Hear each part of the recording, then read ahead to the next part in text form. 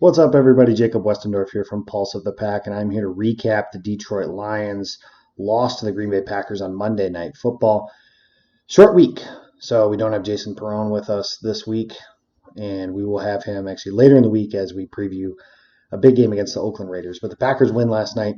They moved to 5-1 on the season, 3-0 in the division. Positive start, a lot of positives out of the Matt LaFleur era thus far. And I'm just going to dive right into those things. First and foremost, I want to point out I'm not going to discuss the officiating. I think the point that I can make the most is that calls happen all the time. The Packers have certainly had their share on the other side of things.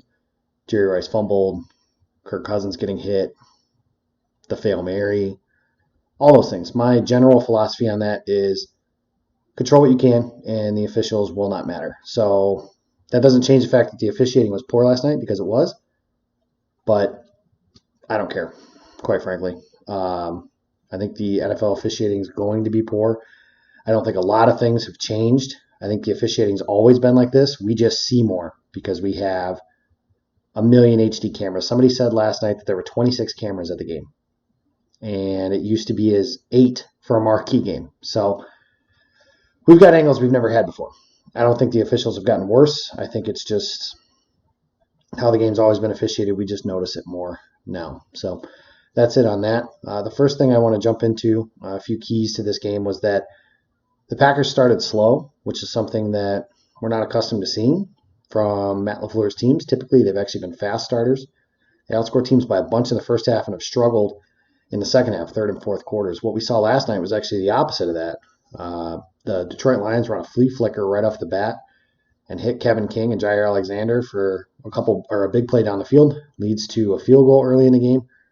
Then later they get another big play on Kevin King where King can't stay on his feet, and that leads to a Detroit touchdown.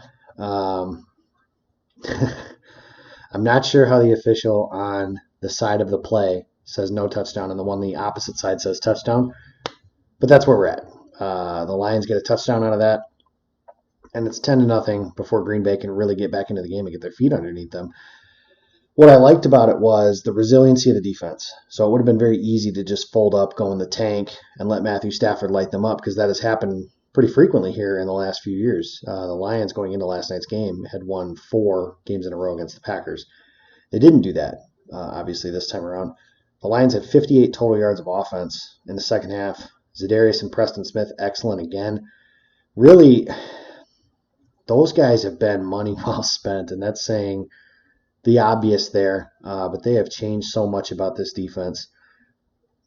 Those are your 2 best players on your defense. With all due respect to Jair Alexander, Kenny Clark, players like that, those are your best guys. And they're your money players on your money downs, and they made some money plays last night when the team needed it. So I think they're a big part of the defensive resiliency. I know it's something that's been discussed a lot, but somebody asked me, kind of, would you rather tonight? And the question was, would you rather them take the trade for, the Raiders have taken the trade for Khalil Mack, which was 2 first-round picks and maybe more after that, I don't know, but at minimum the 2 first-round picks from last year, or what they end up with. Well, ultimately what the Packers really end up with, and it's kind of hard to say a little bit what their cap situation would have looked like, but it's safe to assume if they sign Khalil Mack, they probably don't sign Za'Darius or Preston Smith, because they've paid that money that they gave those 2 guys to just Khalil Mack. So your other edge rusher is Kyler Fackrell. Okay. Adrian Amos may or may not get signed. Billy Turner may or may not get signed. And then Rashawn Gary and Darnell Savage. Right now, Khalil Mack's great. Maybe the best edge rusher in all of football. Hall of Fame type player. Some people compare it to Lawrence Taylor. I don't necessarily buy that much, but Khalil Mack is a generational player. That being said, Rashawn Gary's been quiet. Darnell Savage has been very good when he's been healthy. Za'Darius and Preston Smith have both been studs. Adrian Amos has been a solid contributor to the defense. And Billy Turner is starting to become a brick at right guard, which is something they didn't have last year with Byron Bell and guys like that. It's hard to say that I wouldn't want Khalil Mack, so I think that's the way this one I'm getting twisted, even though that's not true. But I think I'd rather have the coup the Packers ended up with. and it's worked out well. So that's really the big start for the Packers on defense. Offensively, Aaron Rodgers. I know the stat line's not pretty. He didn't throw for 400 yards. He didn't throw 5 touchdowns. It's not gaudy like the 2011 game was, but this is why you can't just watch the box scores and determine how well someone played. Aaron Rodgers was money last night. Alan Lazard, Darius Shepard, Geronimo Allison. That sounds more like a JV basketball team, and not a very good one, than it does an NFL receiving corps. And that's with all due respect to those guys. Obviously, they're professionals, and they've earned that.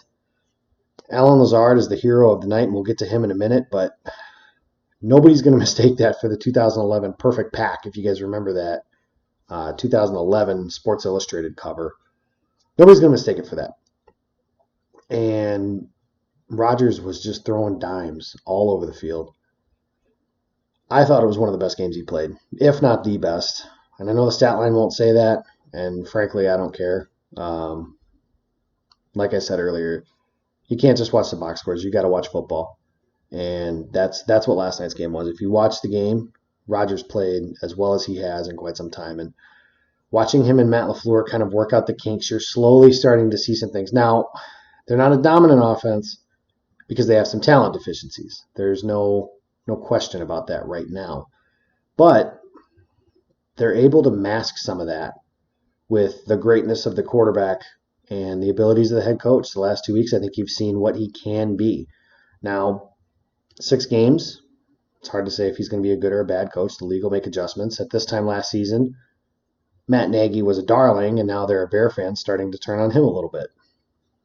Whether that's good reason or not is up to you to decide. But ultimately, I think Matt LaFleur's had a very good last 2 weeks as the head coach of the Packers, and Rodgers has been a big reason why. And if you really look at it, on offense, their quote-unquote best players, I always say that your money downs go to your money players. And their money players didn't play well last night. Aaron Jones dropped a touchdown. He fumbled. Not a great night for a guy coming off defensive or offensive player of the week. And then Marquez Valdes-Scantling, he only had 1 catch. Jimmy Graham, not a great night from him, which is sort of becoming the norm. Packers need some help in the passing game. I don't think there's any question about that at this point. But they've been able to mask those things and just get enough contributions from some of those guys and let the defense win games for them. Now they're going to need some help. I think that Brian Gutekunst could be looking to explore free agency, the trade market. It's kind of thin. Who knows who's available via trade? I don't at this point. But I don't think you can, even when Adams is healthy, not give this team a shot to represent the NFC in the Super Bowl. And that's something I think that, barring health, the NFC is wide open. The Niners, like I mentioned, the Saints are very good. But after that, there's really not a dominant team in the NFC. And if the season ended right now, the Packers might be one of those teams in the running for a first-round bye, a game at Lambeau Field in January. And then you take your chances on the road. They're a better road team than they have been in recent years, too. They got a good enough defense to win in January, something they haven't had in a really long time. So that's something I think that they need to look for. Give their offense a chance to do those sorts of things and be able to do that. It's 19-13, and I think really what kind of sums up the night is in the fourth quarter. The Packers are driving for what would be the go-ahead score. Rodgers throws a dart to the outside to Darius Shepard, who slips. The ball hits him in the face mask, and it's intercepted by Justin Coleman, who gets it into plus territory for Green Bay. The Lions pretty much go 3 and out and kick a field goal to make it 22-13. And that was really it for Detroit's offense. They would see the ball one more time, but they would go 3 and out again. Somebody will argue that Will Redmond committed pass interference. Whatever. Redmond got his hand up. There's been less that's called. There's been more that's called. It is what it is. Tremont Williams made a hell of a play breaking up a pass in a crossing pattern, and then Jair Alexander does the same thing on Marvin Jones on 3rd down. Packers get the ball back with 6 minutes and 47 seconds left, and they don't give the ball back. That's something this offense is good at. It's a ball control offense, and I think they're capable of making big plays, and you'll see those, especially when Adams comes back, if and when Adams comes back. He's a dynamic receiver, and they haven't had him for 2 games. It remains to be seen. They'll practice tomorrow here. It's Tuesday as we record here, but they'll practice tomorrow. And we'll see if Adams is back. I tend to doubt it. I think the earliest he'll return is against Kansas City, which is next weekend. Mahomes versus Rodgers. That's what it's going to be billed as. It's really, can the Chiefs block? I mean, that's something where at the beginning of the year, I didn't think Green Bay had a chance going into Kansas City. Now, right now, I'd probably still bet on the Chiefs to win that game. But I think that the Chiefs' inability to protect Patrick Mahomes kind of plays into Green Bay's hands a little bit. Something they can exploit. But that's down the road. We'll see if Adams is able to come back for that game. Even if he's not, I think we've learned quite a few things about the receiving corps. Number one, Geronimo Allison ain't it. Great story, nice guy, not an NFL receiver on a team that's supposed to be very good. Jake Kumerow, C above, nothing special. Darius Shepard was a nice story. He had a really rough night. It doesn't sound like they're going to cut him. I don't know what choices they have at this point. He's their return option, but not what you want to see from him. You see why he's buried on the depth chart. Marquez Valdes-Scantling had some talent, but he's an inconsistent player. And the Packers are going to need some more consistency, especially as they get into these later months and need to win some games against some better teams. Maybe Valdes-Scantling will develop by that point. I think there's hope for him. I have to say the Packers have 1.5 receivers, the half being MVS. He's not consistent enough to be considered a full-time threat. So we know that. Something else we know is the unlikely hero from last night's game, Alan Lazard. And I'll eat a little bit of crow. I said it didn't really matter who the Packers kept as far as undrafted wide receivers in the offseason. None of them are going to make a contribution. And Lazard did last night. He caught a big touchdown pass down the sideline, and then made some plays on that last drive of the game to give Green Bay a chance. He ended up being their leading receiver, and he didn't really play until the fourth quarter. So maybe Green Bay has something there. Maybe he's a one-hit wonder. It's hard to say. When they play Oakland this weekend, I know they're going to line up. If Adams doesn't play, Geronimo Allison left last night's game with a concussion. I'm not a doctor, definitely not a concussion doctor, so I can't say much there. Don't know how that's going to go. But I can't picture him being available on Sunday. So that leaves Green Bay with MVS, Darius Shepard, Alan Lazard, and Jake Kumerow, assuming Adams can't go. That's DEFCON something. And I know that there are some people saying, let the young guys develop, and they believe in the young guys, and other teams are doing it, and blah, blah, blah. There's just not enough guys right there. And Aaron Rodgers is going to have to work some magic. On the tight end side of things, Robert Tonyan didn't play last night. Jimmy Graham is a body. And it sucks. I like Jimmy Graham. I think he's been a really good player. I was a big fan of his, obviously, in New Orleans. And then when he moved to Seattle, I hated him because he was in Seattle, but I still thought he was a good player. And he just doesn't have it anymore.